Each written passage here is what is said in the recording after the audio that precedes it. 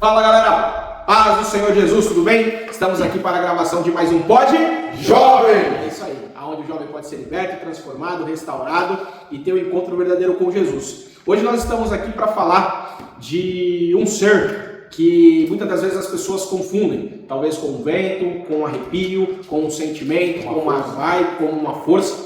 E nós estamos aqui reunidos hoje para falar daquele que, não menos importante do que Deus, do que Jesus, nós estamos aqui reunidos para falar do Espírito Santo, não é isso? E aí nós gostaríamos de dar início aqui com esse bate-papo. E eu gostaria de perguntar para o nosso amigo Denis. Denis, quem é o Espírito Santo, meu querido? Paz do Senhor a todos. Bom, a primeira coisa, quando nós tivemos o vídeo para falar quem é Deus, nós destacamos os atributos dele. Atributos que nós chamamos de incomunicáveis, né? Os atributos incomunicáveis é aquele que somente Deus tem. O atributo incomunicável, Deus não divide com ninguém. E para nós evidenciarmos que o Espírito Santo também é Deus, eu vou destacar alguns textos aqui para mostrar que esses atributos, que é exclusivo de Deus, o Espírito Santo também compartilha. Em 1 Coríntios, capítulo 2, versículo 10, vai dizer que o Espírito Santo é onisciente, mas Deus nos revelou pelo seu Espírito, porque o Espírito penetra todas as coisas, ainda as profundezas. O Espírito Santo também é onipresente. Salmo 139, versículo 7 vai dizer: para onde mirei do teu Espírito? O Espírito Santo também é onipotente. Lucas, capítulo 1, versículo 35. E respondendo o anjo, disse-lhe: descerá sobre ti o Espírito Santo, e o poder do Altíssimo te cobrirá com a sua sombra. O Espírito Santo também é eterno. Hebreus, capítulo 9, versículo 14. Quanto mais o sangue de Cristo, que pelo Espírito eterno se ofereceu a si mesmo, imaculado, Deus purificará as vossas consciências das obras mortas e das serviços do Deus vivo. Ou seja, a parte A do versículo fala assim: quanto mais o sangue do Cristo, que pelo Espírito eterno. O Espírito Santo, ele é onisciente, o Espírito Santo é onipresente, o Espírito Santo é onipotente, e o Espírito Santo é eterno. O Espírito Santo é Deus, tem as mesmas características que nós destacamos aqui de Deus. Ele compartilha dos atributos incomunicáveis. Então o Espírito Santo é Deus. O Espírito Santo é Deus, perfeito. Cumprimentar meu amigo William, Tinho, Diegão. Eu queria falar do versículo que o Denis já citou aí, que foi 1 Coríntios, né? 2, versículo 10, diz assim: mas Deus o revelou a nós por meio do Espírito. O Espírito sonda todas as coisas, até mesmo as coisas mais profundas de Deus. Algumas traduções vai falar que ele, de maneira rigorosa, né? Ele avalia, ele seria perscrutar, né? Acho que essa seria a palavra certa. É isso, né? Minuciosamente, ele examina, né? E em Romanos ele começa com uma pergunta. Acho que é Romanos 10, né? Que eu havia citado. Que fala: pois quem conheceu, né, a profundidade das riquezas, da sabedoria e do conhecimento de Deus, né? Aqui ela começa com Romanos ele começa com uma indagação, com uma pergunta, né? Quem pois conheceu a mente do Senhor? Quem foi o seu conselheiro? Né? E aqui em Coríntios vai falar que o Espírito Santo ele sonda as profundezas. Então somente Deus pode sondar Deus. Então para complementar que o Espírito Santo é Deus também. Flávio. Bom, primeiramente é muito bom ter você mais uma vez conosco. Nós estamos nesses propósitos, através dos podcasts, falando dos fundamentos básicos da fé cristã. E nós achamos por bem compartilhar com vocês quem é Deus, quem é Jesus e quem é o Espírito Santo. O Espírito Santo, por último, mas não menos importante. Essa é uma questão que muitas pessoas acabam tendo muitas dúvidas, mas nós queremos transmitir por meio desse podcast, dessa nossa reunião, que o Espírito Santo ele é o mesmo que o Pai e que o Filho. A evidência disso é que o Espírito Santo ele atua na criação. Em Gênesis 1:12, se não me engano, a Bíblia diz que o Espírito pairava sobre a face das águas. Então, infelizmente, o Espírito Santo ele tem sofrido muitas distorções na nossa atualidade. As pessoas confundem-o como uma força, como um vento, como um suspiro, mas nós queremos aqui tratar da pessoalidade do Espírito Santo. Jesus ele falou que ele enviaria o outro Consolador. Isso deixa evidente que ele é uma pessoa. Muitas vezes, por não ter uma aparição como a de Jesus, que pisou na Palestina, na época do seu ministério, as pessoas acabam achando que o Espírito é apenas uma força. Mas o Espírito ele é Deus, e isso fica muito evidente na atuação da obra da salvação, quando Pedro ele fala que Deus ele é o projetor, Deus ele projeta. 1 Pedro fala que Deus ele executou a salvação antes da fundação do mundo. E o Pai projeta, o Filho vai executar a obra da salvação. Jesus ele vai morrer na cruz do Calvário, vai verter a nossa maldição em justificação. E o Espírito Santo é quem vai aplicar isso no coração das pessoas. O Espírito Santo vai aplicar a obra da salvação. Então, todos os três têm uma atuação em relação à obra da salvação, que eu costumo dizer que a Bíblia é uma história de amor, o amor de Deus indo de encontro ao pecador. Eu vim buscar e salvar aquele que se havia perdido. Então o Espírito Santo é Deus, tem a mesma importância do Pai, tem a mesma importância do Filho. É isso que eu quero compartilhar. Não sei o Tinho, se quer falar alguma coisa desse tópico aí, meu amigo Tinho. Pode ser a todos. Foi muito bem enfatizado pelo William, né? Pelo Denis e pelo Diego. Primeiro que o Espírito Santo ele é Deus, né? É algo bem profundo isso, que ele tem dos mesmos atributos do Pai e do Filho. E ele tem a mesma essência do Pai e do Filho. Então, quando a gente começa a analisar os textos bíblicos, principalmente, diz aqui em Romanos 8, versículo 9, fala assim: vós, porém, não estáis na carne, mas no Espírito. Se, de fato, o Espírito de Deus habita em vós, esse alguém não tem o Espírito de Cristo, e esse tal não é dele, então a eficácia que nós temos, que o Espírito Santo, ele é a essência de Deus e do Cristo, é quando sabemos que nós nascemos de uma nova criatura e sabemos a importância da ação do Espírito em nós. Aqui uma afirmação que o mesmo Espírito que é de Deus é o mesmo Espírito de Cristo atuando em nós, para uma vida mais ativa e santificada em Cristo Jesus. Amém? Perfeito. A colocação do Tinho foi perfeita, de todos os meus irmãos aqui também foi muito bom, então acho que ficou muito claro de que o Espírito Santo, ele é Deus, correto? É uma pessoa, e como o nosso irmão Tinho, o Anderson, acabou de dizer, ele habita em nós, perfeito? Perfeito. É isso aí. Então já desmistificamos essa ideia de que ele é um sentimento, um arrepio, um vento. O Espírito Santo ele é Deus. Muitas das vezes as pessoas colocam ele como a terceira pessoa da Trindade, e aí nós precisamos ter um pouco de cuidado nessa colocação, porque aí se a gente for para o lado humano, para aquele nível de hierarquia, acaba entrando até num tema de um Deus esquecido ou menos desfavorecido, mas ele está junto ali com Deus, com o Espírito Santo, e Jesus são as três pessoas no mesmo nível. Agora, falando um pouco que o Tinho falou, que ele habita em nós, eu queria entender e compartilhar com vocês como evidenciar o Espírito Santo em uma pessoa. Como é essa questão da selagem do Espírito Santo numa pessoa? Quais as evidências de que a pessoa tem o Espírito Santo na vida dela? Acho que é um gatilho legal para a gente entrar, né? Excelente pergunta.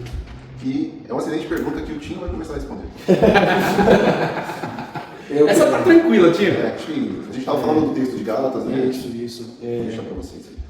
O texto em Gálatas aqui, ele traz uma evidência sobre a questão de termos a presença do Espírito e sabermos o que é a evidência de ter o Espírito. Primeiro que a gente precisa separar o que é dons espirituais, que são ministrados para a eficácia da igreja, e saber diferenciar o que é a ação do Espírito na questão da salvação.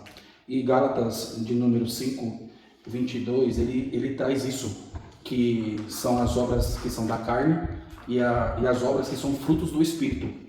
E a evidência total na vida do crente que ele está no caminho certo para a salvação não é dom de línguas, não é dom de profecia, não é o batismo, é evidências do fruto, é saber que estamos vivendo e andando. Vou começar recitando aqui o número 16 e depois o 22.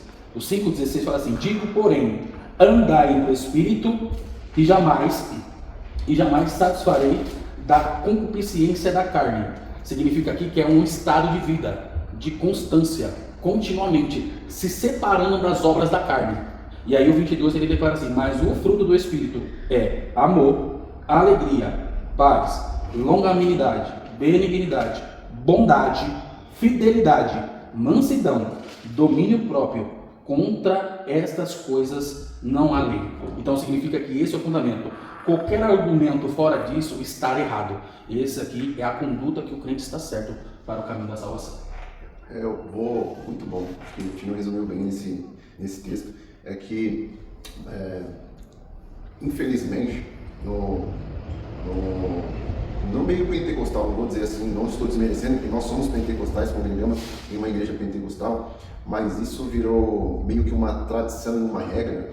As pessoas, elas têm uma interpretação equivocada de que para ter o Espírito Santo, e nós vemos isso, infelizmente, as pessoas julgando, e eu acho que isso até já trouxe muita tristeza às pessoas, porque eu já ouvi relatos de pessoas falando assim, eu não tenho o Espírito Santo porque eu nunca falei em línguas, mas o falar em línguas, ele é um dom, e nós não podemos menosprezá-lo. No entanto, a pergunta foi, o que evidencia uma pessoa ter o Espírito Santo? Eu acho que o Espírito Santo ele vai atuar muito mais, como o Tino bem mencionou, nos frutos. Ali realmente é uma evidência, porque nos frutos você vai ver o caráter sendo modificado, a conduta sendo modificada, os comportamentos sendo modificados. Andar em espírito é muito diferente. Não é uma situação, não é um culto, não é um momento, é uma vida de devoção ao Espírito Santo. É uma vida de relacionamento com o Espírito Santo. Então é algo muito mais profundo. E aí algumas pessoas acham que ter o Espírito Santo é falar em línguas, é profetizar. Isso são os dons, a capacitação do Espírito Santo, como bem mencionou o nosso irmão, para a edificação da igreja. Mas evidências que um cristão tem o Espírito Santo, que ele tem um relacionamento, que ele tem uma aliança de fato, é o que Paulo mencionou em Gálatas, são os frutos do Espírito Santo. Por quê? Porque os frutos dizem que uma pessoa, se ela tem o Espírito Santo, ela não pode ter espírito de lascívia, que é sensualidade.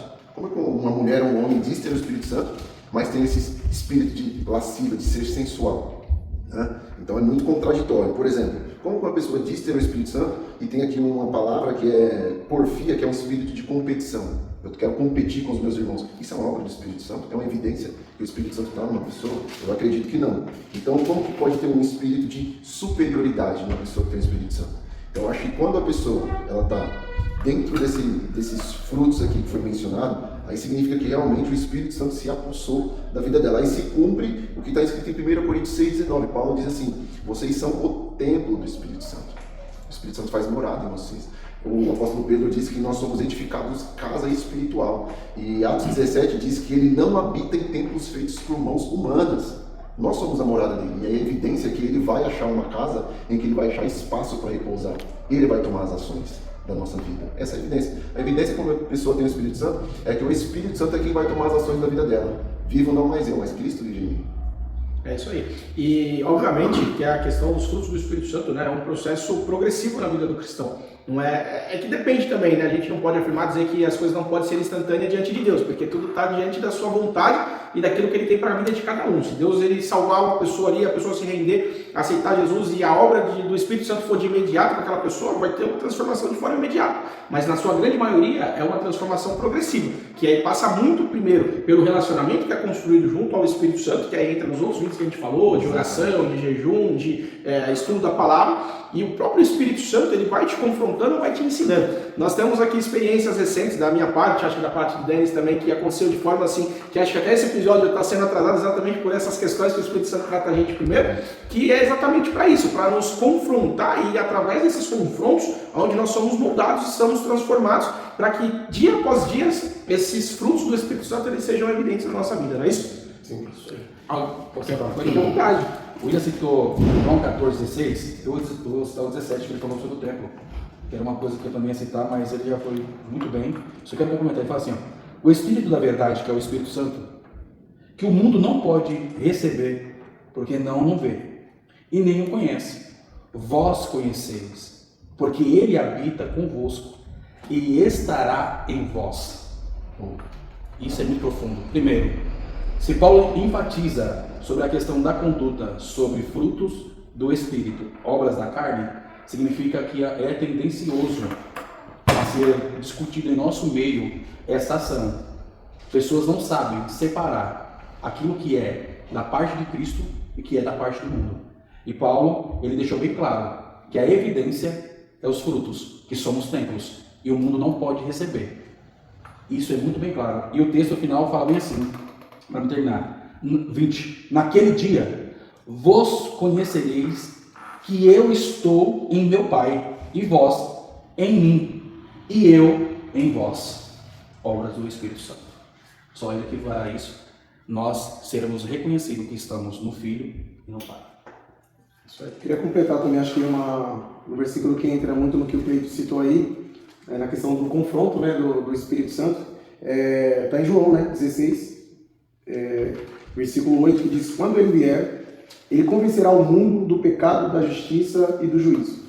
Então, assim, como eu estava falando sobre como eu saber, né, que eu tenho o Espírito Santo, né? A gente já falou a questão dos dons e que muitas pessoas caracterizam isso de falar, né? E aqui deixa bem claro que a ação do Espírito Santo seria convencer, né? Quando a gente entende quem nós somos realmente. O Espírito Santo, ele aponta, ele mostra para o homem, né, quem ele é diante de Deus, né? Nos convence dos nossos pecados. Eu queria fazer outra citação, que eu creio que falou na questão, quando a gente fala a questão da terceira pessoa, né? Acho que eu tinha até comentado sobre isso, quando a gente fala na questão da terceira pessoa, porque a gente coloca em ordem cronológica da ação dele perante a Bíblia, né? Na questão de Deus na criação, na questão de Cristo, né? Vindo como um verbo, né? E na questão da ação do Espírito Santo, fazendo com que a gente entendesse o projeto de Deus, o plano de Deus nas nossas vidas. Então, não seria na questão de hierarquia de primeiro, segundo e terceiro, e sim na questão de ação, né? O sequencial de ação. Isso. E quando a gente fala na questão de 3 em 1, não entra na questão do nosso algarismo, né? Que eu posso multiplicar ou subtrair. Né? Seria a essência de Deus, né, em sua perfeição. Você não aumenta, né? Não tem variável, né? Não aumenta e nem diminui. São os 3 da mesma essência, os 3 com os mesmos atributos, os 3 com o mesmo poder, né? Podemos dizer assim, os 3, como a gente já começou falando que o Espírito Santo também é Deus, então é Deus Pai, Deus Filho e Deus Espírito Santo. É isso aí. Quer falar alguma coisa? Isso aí, só queria fazer a leitura para reforçar. Acho que não o texto de Gálatas 5:22, eu acho que é o perfeito, resume aí os frutos do Espírito Santo. Mas o Espírito Santo também, só gostaria de completar, só para fazer minha participação também nesse tópico aí, o Espírito Santo também traz inspiração, não é verdade? 1 Coríntios, no versículo 9, versículo 2, capítulo 12, Paulo vai falar assim: ora, nós não temos recebido o Espírito do mundo, e sim o Espírito que vem de Deus, para que conheçamos o que por Deus foi dado gratuitamente. Aí no 13 ele fala assim: disso também falamos, não em palavras ensinadas pela sabedoria humana, mas ensinadas pelo Espírito, conferindo coisas espirituais com espirituais. Ou seja, Paulo está falando com a igreja de Corinto, homem cheio de sabedoria. Eu não vim falar com vocês com a sabedoria humana, eu vim falar com vocês com a sabedoria que vem do Espírito. E não fui eu, com a minha sabedoria, que convenci vocês, mas foi a sabedoria do Espírito que me inspirou, que convenceu vocês. Então o Espírito Santo também inspira. O Espírito Santo também é inspiração. Que coisa maravilhosa. Essa aqui, ó. Fique à vontade. Efésios capítulo 1, versículo 17 fala assim: para que o Deus do nosso Senhor Jesus Cristo, o Pai da Glória, vos conceda o espírito de sabedoria e de revelação no pleno conhecimento dele. Que coisa maravilhosa. Perfeito. Não precisa nem falar mais nada. Os frutos do Espírito também é Inspiração. A gente está falando aqui dos frutos, né? Que é aí o amor, a paciência, a inspiração, a sabedoria. O Espírito Santo, ele é completo, né? Então, eu queria, para a gente assim dar uma ênfase maior. Então, qual seria a principal obra do Espírito Santo? Então, nosso amigo Diego, ele já citou o texto, porque nós estávamos falando aqui sobre as evidências do Espírito Santo, de uma pessoa ter o Espírito Santo. Essas evidências, como foi mencionado pelo Anderson, são os frutos do Espírito Santo. O Espírito frutifica o amor, a paz, a longanimidade na vida da pessoa através do novo nascimento. Mas, como nós falamos, em relação à salvação, existem 3 pontos. E o Espírito Santo, ele vai atuar depois de Jesus. Isso não quer dizer que seja menos importante, é porque é a sequência da obra da salvação. O primeiro ponto, nós precisamos entender que a salvação é a maior bênção, é a maior herança que Deus ele pode nos proporcionar. Tem um texto, se eu não me engano, em Lucas 10, que os discípulos eles foram fazer o ID do Senhor, e eles voltaram regozijando porque os espíritos imundos estavam sujeitos a eles. E Jesus vai refutá-los dizendo o seguinte: não se alegrem com o que os espíritos imundos estão sujeitando a vocês. Vocês têm que se alegrar porque o nome de vocês está escrito no livro da vida. Então, nós precisamos enfatizar que a maior obra de Deus para a vida do ser humano é a salvação. Esse é o primeiro ponto. E o Espírito Santo é aquele que veio para aplicar o plano da redenção no coração do homem. Seria em vão Deus ele projetar a salvação, como ele projetou, que 1 Pedro diz que ainda antes da fundação do mundo, é necessário nós enfatizarmos, Deus não foi pego de surpresa pelo pecado, ele já havia planejado, arquitetado como ele ia salvar o homem por conta da queda. Jesus ele veio executar este plano. Jesus obteve justiça perante Deus, porque ele viveu uma vida reta diante dos homens e diante de Deus. Então ele tem justiça para que ele possa dar essa justiça ao homem, possa justificar o pecador por conta dos seus atos de injustiça. Efésios fala que o homem é morto em delitos e ofensas. E o Espírito Santo ele vai fazer o quê? Ele vai aplicar isso no coração do pecador. E aí o texto que o Diego leu é o texto de João 16, certo? Todavia vos digo a verdade, João 16, 7. Que convém que eu vá.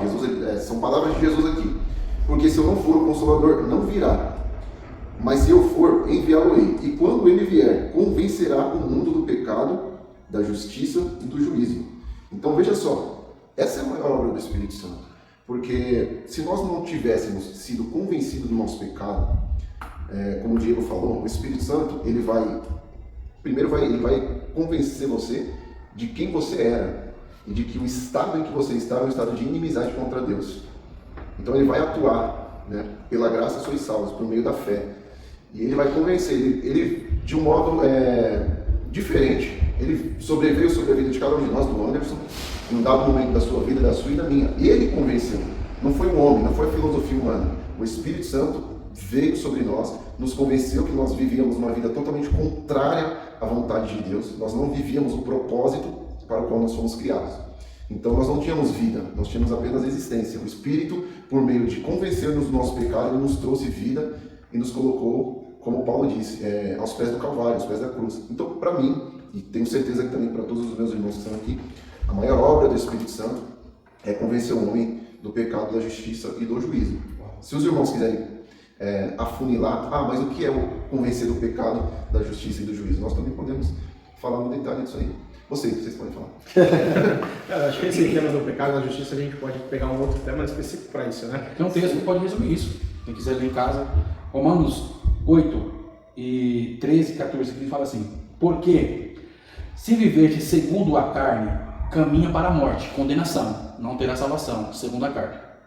Mas, se pelo Espírito mortificardes os efeitos do corpo, ação do pecado no corpo, certamente vivereis, certo? Pelo Espírito seremos vivificados. A ação do Espírito em nos tornar vivos, novamente, nos tirar do pecado. 14. Pois todos os que são guiados pelo Espírito de Deus são filhos de Deus. Quem tem o Espírito se torna ser filho de Deus. 15. Porque não recebestes o Espírito de escravidão, do pecado, escraviza. Mas para viveres outra vez atemorizados, que é o que? Aprisionados, totalmente em terror, assobriados, condenados, sem chance de salvação alguma. E aí fala que aqui no último, que isso aqui é maravilhoso. Fala aqui, mas recebestes o Espírito da doação, baseado no qual clamamos Abba, Pai. Bom, entrando no que o William falou, na questão do pecado, né? Por isso, vai ser do pecado, da justiça e do juízo. O pecado é para mostrar para o homem quem ele é, revelar para o homem, né, quem ele é. A questão da justiça seria a sentença que foi paga por Cristo ali naquela cruz, quando ele fala já está consumado, né? A gente pode citar até a questão de Romanos, né? Ou Romanos não, Isaías, fala que ele foi moído por causa das nossas transgressões, esmagado por causa da nossa iniquidade, que o castigo que nos traz a paz estava sobre ele, pelas suas pisaduras fomos sarados. Então a justiça de Deus aplicada em Cristo, né?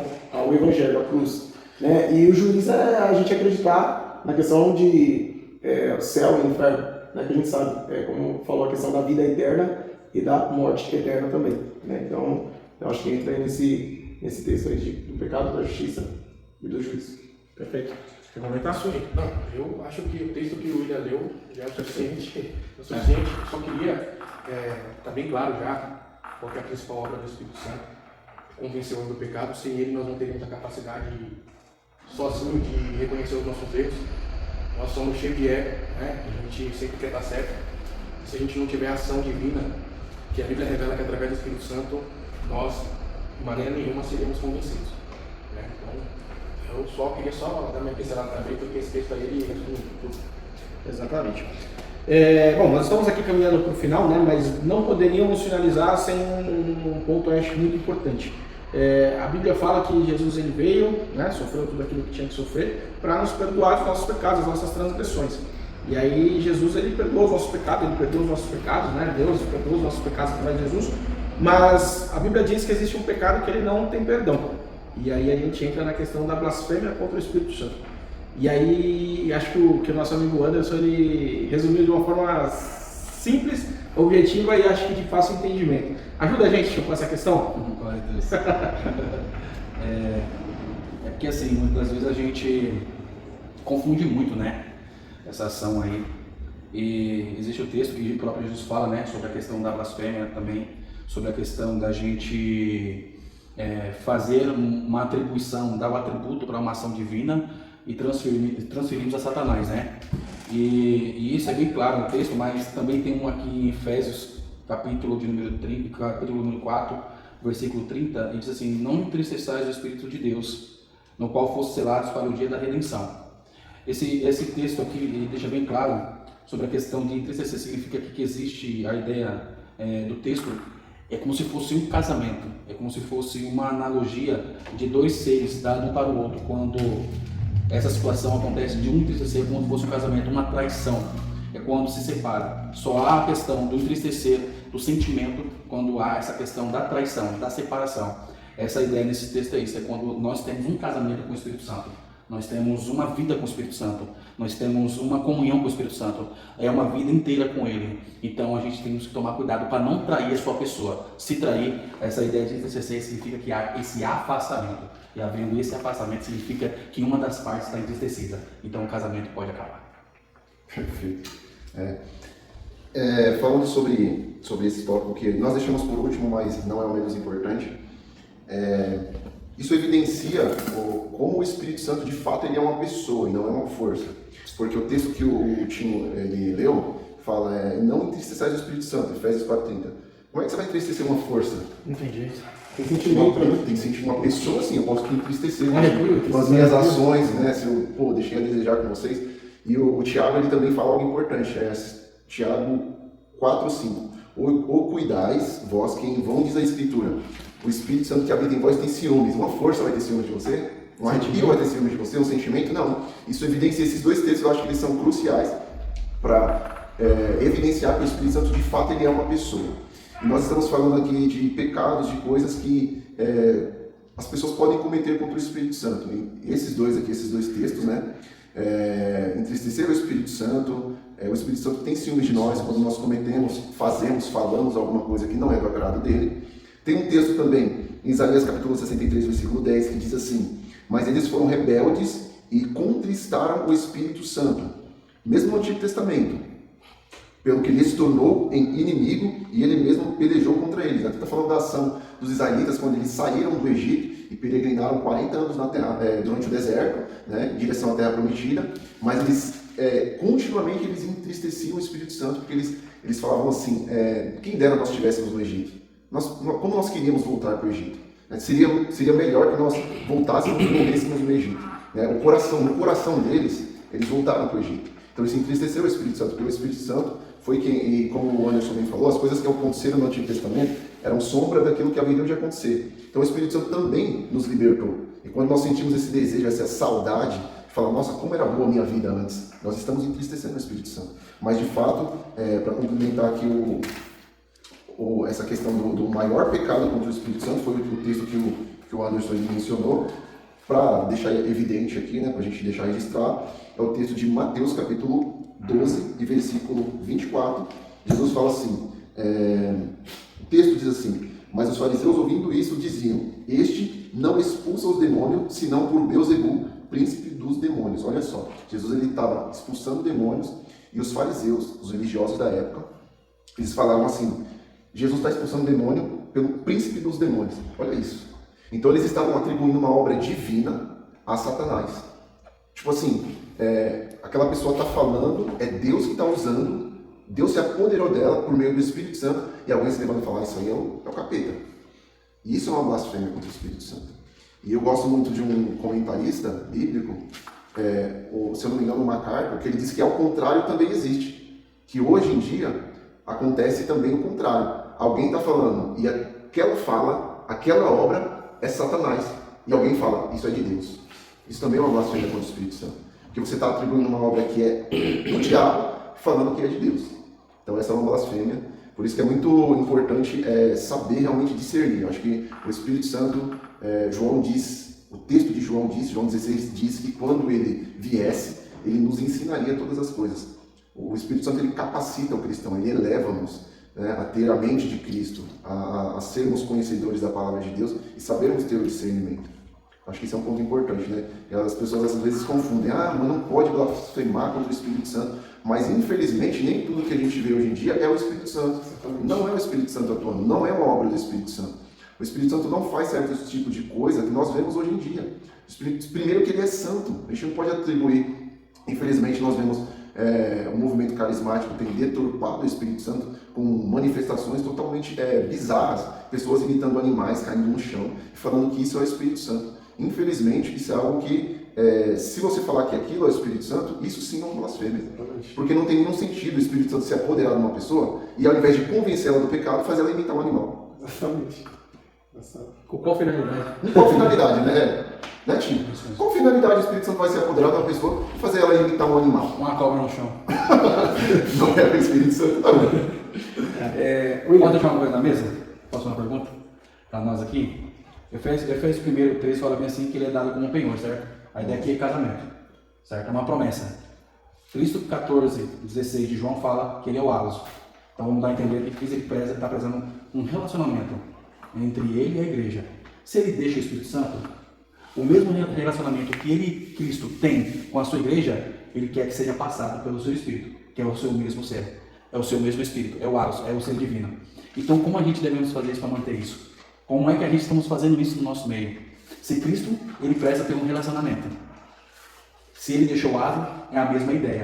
O relacionamento tem que ser mútuo. Aí tem uma grande resposta aqui no meio. Se o Espírito Santo é nos dado como penhor para o dia da redenção, então significa que antes da gente prezar e ter um relacionamento com Cristo, temos que ter com o Espírito. Exatamente. E, obviamente, como o Cleito falou, eu achei muito boa a colocação dele. O Espírito Santo, ele é o agente da nossa santificação. É o Espírito quem vai atuar em nós na santificação. É porque ele que vai convencer-nos do pecado. Tem um provérbio, se eu não me engano, 28, diz o seguinte: o que encobre as suas transgressões jamais prosperará, mas o que confessa e deixa alcançará misericórdia. Então, para a gente manter esse relacionamento com o Espírito Santo, a gente sabe que a gente vai errar durante a nossa caminhada. Mas tem um cara no Antigo Testamento que deu uma receita para nós. Ele falou assim: Senhor, eu errei, eu pequei, eu caí. Eu tenho reino, eu tenho dinheiro, eu tenho status, eu tenho poder. Mas tudo isso pode tirar, só não tira o Espírito Santo.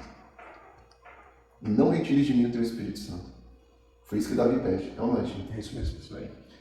Eu acredito que sem o Espírito Santo não dá para fazer nada, né? Sem o Espírito Santo a gente não consegue orar, sem o Espírito Santo a gente não consegue adorar a Deus, não consegue oferecer um culto agradável, e sem o Espírito Santo não tem como a gente entender a palavra de Deus. A gente só entende, só faz sentido porque o Evangelho ele é loucura, né, para os que não creem, né? Só que quem revela também o Evangelho para nós, quem nos faz entender o Evangelho é o Espírito Santo de Deus, né? Ele deixa de uma maneira mais clara.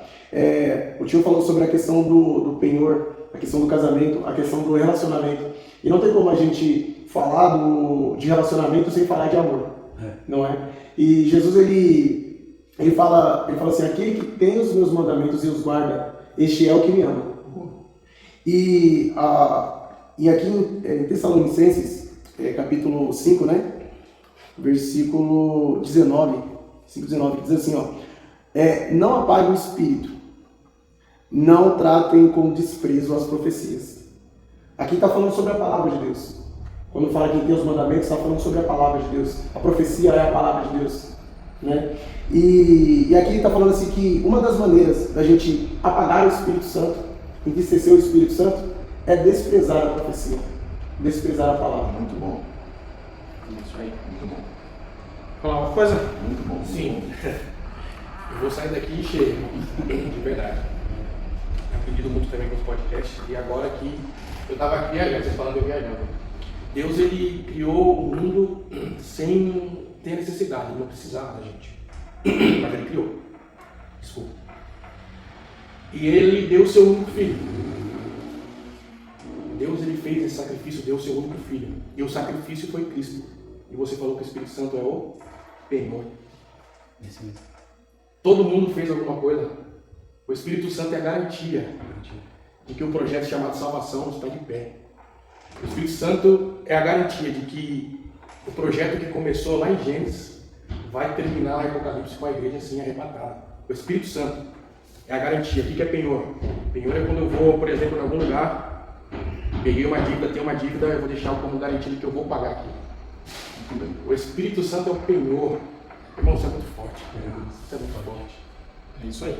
Bom, nós poderíamos estender esse papo aqui e falar muito mais horas aí sobre isso, mas nós estamos com um tempo bem curto, senão o vídeo fica muito extenso. terminar mesmo, mano?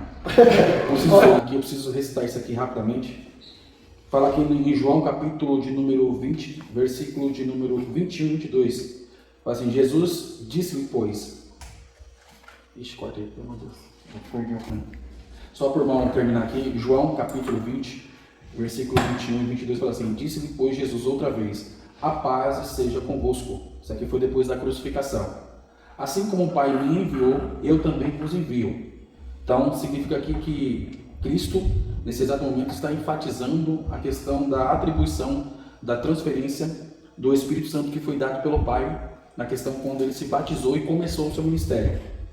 E aqui Cristo vai também enfatizar, assim também eu vos envio. Significa que houve um manifestar do Pai para com o Filho e do Filho para com a Igreja, que somos nós. E aí ele fala no 22, e havendo dito isso, soprou sobre eles dizendo, recebei o Espírito Santo. Então significa que isso é uma iminência da ação do Espírito. A tendência de tudo isso, a transformação, a modificação do Espírito, se resume em uma coisa, envio. Envio. Envio. Pregar. Anunciar. Falar do Pai, do Filho Redentor e do Espírito. Amém? Bom, eu também queria encerrar com uma última frase. A gente fez uma série sobre Deus, sobre Jesus e sobre o Espírito Santo. Então, dividindo assim, eu falaria na questão de Deus, Deus Pai, que Deus é para mim, né, nos seus atributos.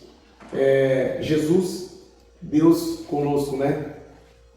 Jesus é Deus em nós, né? E o Espírito Santo. Então, meu comentário seria Deus para mim, Deus conosco, e o Espírito Santo, Deus em mim. É isso aí. Bom, nós estamos, quer falar alguma coisa também? Só fechar aqui. Rápido mesmo. Ó, para você gravar, João 14,16, o Espírito é o nosso consolador. Romanos 8,26, ele é o nosso intercessor. Olha quantas maravilhas o Espírito nos proporciona. Romanos 8,9, ele é o nosso vínculo com Jesus, como foi dito. Você não pode falar que você está em Jesus sem ser pelo Espírito Santo. Ele é o nosso vínculo com Cristo. 2 Tessalonicenses 2,13, ele é a nossa santificação. Romanos 14,17, para os tristes, ele é a nossa alegria. Romanos 8,16, ele afirma que nós somos filhos de Deus e não do mundo. João 14,17, ele é o Espírito que o mundo não pode receber, só os filhos de Deus. E Efésios 1,14, como foi dito pelos irmãos, ele é a garantia da nossa herança. É isso aí. Bom, esse é o Espírito Santo que nós estamos falando, que é através dele que nós estamos aqui, e é através da vontade dele que você está assistindo esse vídeo. E eu te convido, se você ainda não conhece, se você ainda não se rendeu a ele, esse vídeo não está chegando a você em vão. É porque ele tem um ponto marcado com você e tudo isso que nós estamos falando aqui, ele quer apresentar para a tua vida. Agradecemos por você que está aqui com a gente. Como o nosso amigo Denis disse, dá um joinha lá, se inscreve, acompanha a gente, compartilhe, para que mais pessoas também conheçam um pouco mais sobre esse Espírito Santo. Caso tenham dúvidas, deixe nos comentários, nós iremos responder para vocês. E que Deus abençoe você, sua família, e que o Espírito Santo fale mais ao teu coração. Amém? Forte abraço, obrigado, Deus abençoe.